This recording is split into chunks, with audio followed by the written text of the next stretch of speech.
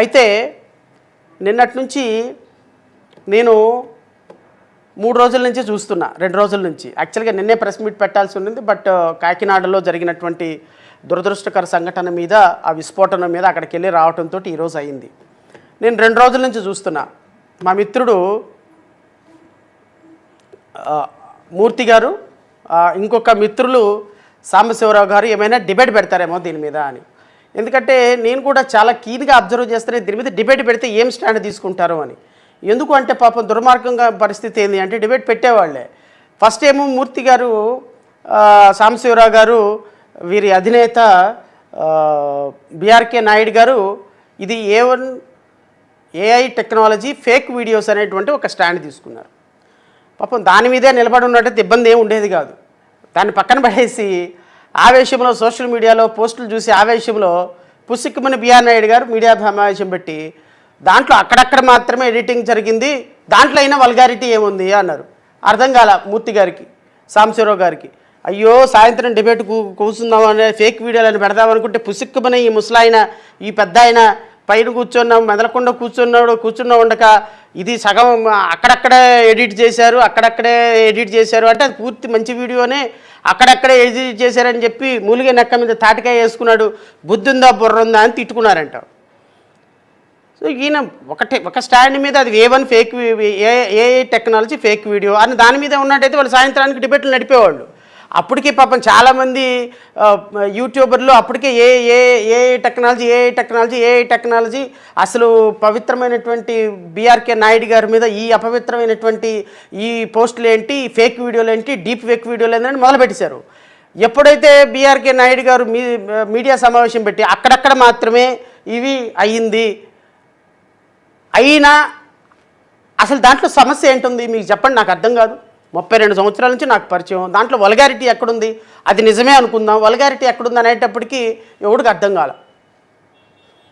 అటు పోయే ట్రైన్ మళ్ళీ సుర్రమని వెనక్కి తిరిగి వచ్చింది. ఇక్కడ రావాలంటే పట్టాలు లేకపోయినాయి, రైలు తిరగడానికి. పోయే ట్రైన్ పోనీయకుండా సరే వెనక్కి తిప్పి బ్రేక్ వేసి వెనక్కి తిప్పారు బిఆర్ నాయుడు గారు. ఏం అర్థం కాల. ఏం పెడతారు మీడియా అని సమావేశాన్ని చూసా. ఇరాక్ యుద్ధం నుంచి 2 రోజుల నుంచి కొట్టేస్తున్నారు TV5 వాళ్ళు. ఇరాక్ యుద్ధం అంట.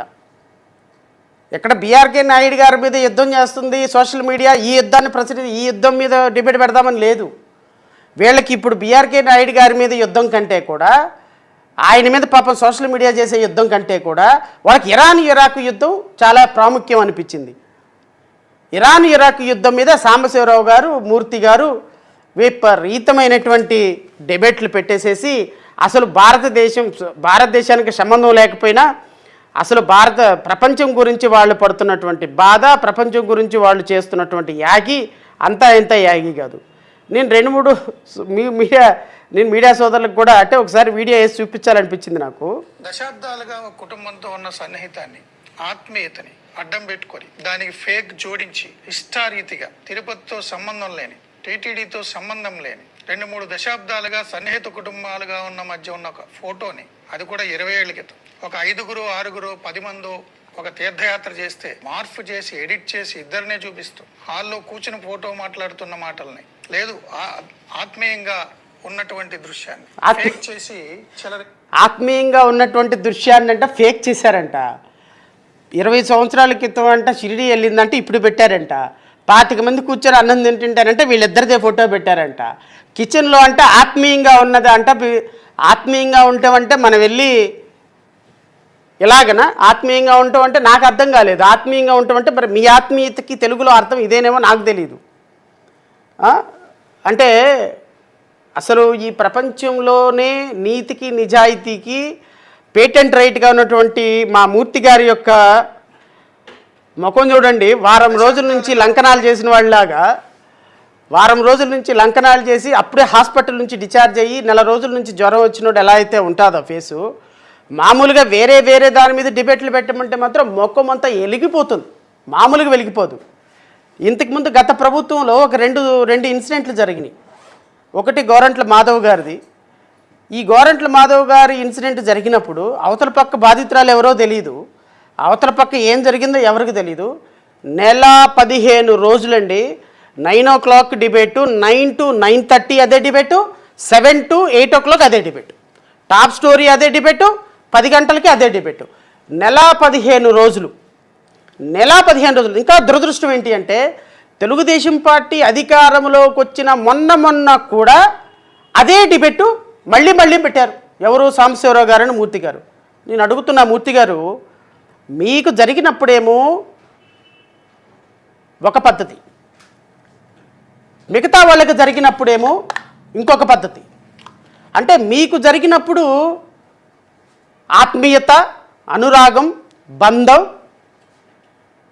బంధుత్వాలు. మిగతా వాళ్ళకి జరిగినప్పుడేమో కామం, క్రోధం, రోషం. మిగతా వాళ్ళకేమో కామం, మీకేమో బంధం. మిగతా వాళ్ళకేమో కోరిక, మీకేమో బంధుత్వం. మిగతా వాళ్ళతోనేమో వ్యభిచారం, మీరు చేస్తేనేమో స్నేహం. భలే ఉందండి. గోరంట్ల మాధవ్ గారు చేసింది వైఎస్ఆర్ కాంగ్రెస్ పార్టీకి సంబంధమా? కాదండి. ఆయన వీడియో కాల్ మాట్లాడింది వైఎస్ఆర్ కాంగ్రెస్ పార్టీకి సంబంధమా? మరి ఎట్లా సార్ 250 డిబేట్లు పెట్టారు ఒకే అంశం మీద? భారతదేశ చరిత్రలోనంట మోస్ట్ ట్రెండింగ్ వీడియో అయ్యిందంట అది. బీఆర్కే నాయుడు గారు ఆయన్ని బీట్ చేశారు. చూడండి ఒకసారి, మీ చైర్మన్ గారు ఆయన్ని బీట్ చేసి ప్రపంచంలోనే ట్రెండింగ్లోకి వెళ్ళిపోయినారు. ఈయన వెళ్ళటం కాకుండా వెంకటేశ్వర స్వామిని కూడా తీసుకొని వెళ్ళిపోయాడు ట్రెండింగ్లోకి. ఆయన పవిత్ర కార్యాలయం గురించి దుర్మార్గంగా నెటిజన్లు మాట్లాడుకునే పరిస్థితికి తీసుకొచ్చిన ఈయన టీటీడీ చైర్మన్ అంటే టీటీడీని తప్పు పడుతున్నట్టు కాదు, ఈయన టీటీడీ చైర్మన్ ఇలా చేశాడు అని నార్త్ ఇండియన్స్ అందరూ కూడా సిగ్గుపడి. నాకు 2-3 జడ్జిలు ఉన్నారు తెలిసిన వాళ్ళు నార్త్ ఇండియాలో. ఆ నార్త్ ఇండియన్స్ ఇంతకుముందు నేను న్యాయమూర్తిగా పనిచేసినప్పుడు వాళ్ళు కూడా ఇక్కడ దర్శనంకి వచ్చినప్పుడు కొంచెం దర్శనం ఇప్పించిన వాళ్ళకి. వాళ్ళు నిన్న కాల్ చేసి అడుగుతున్నాడు, who is this guy as a romantic guy అని. వాట్ ఈజ్ హిజ్ ఏజ్ అంటే 75 ఏళ్ళు ఉంటాయి అంటే, oh how romantic he is అంటున్నారు వాళ్ళు. ఇది నార్త్ ఇండియన్స్ ఫోన్ చేసి. అంటే మన ఖ్యాతి ఎక్కడికి తీసుకెళ్లారు అంటే మీ చైర్మన్ గారు నార్త్ ఇండియాని ట్రావెల్ చేసేసారు.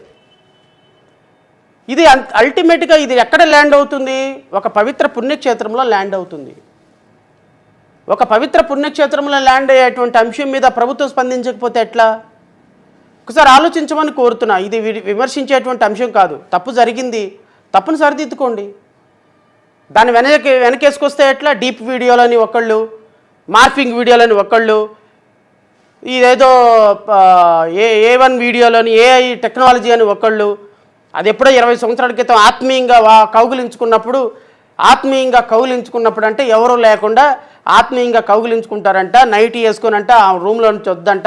ఈయన చేయి గడుక్కోలేకపోతే అంటే ఈయనకి చేయి గడుగుతుందంట. ఈయనకి కౌగిలించుకొని ముందుకు పక్కకు తీసుకొని వెళ్తే అది ఆత్మీయత, అనురాగం, బంధుత్వం. అది మేము వినాలి, మీరు చెప్పాలి. కొంచెం నోటి శుద్ధి ఉండాలండి మూర్తి గారు మాట్లాడేటప్పుడు. అయితే మీడియాలో మనం ఉన్నప్పుడు ప్రజలు గమనిస్తారు, ప్రజలు చూస్తారు, ప్రజలు వింటున్నారన్న కామన్ సెన్స్ కూడా లేకపోతే ఎట్లా?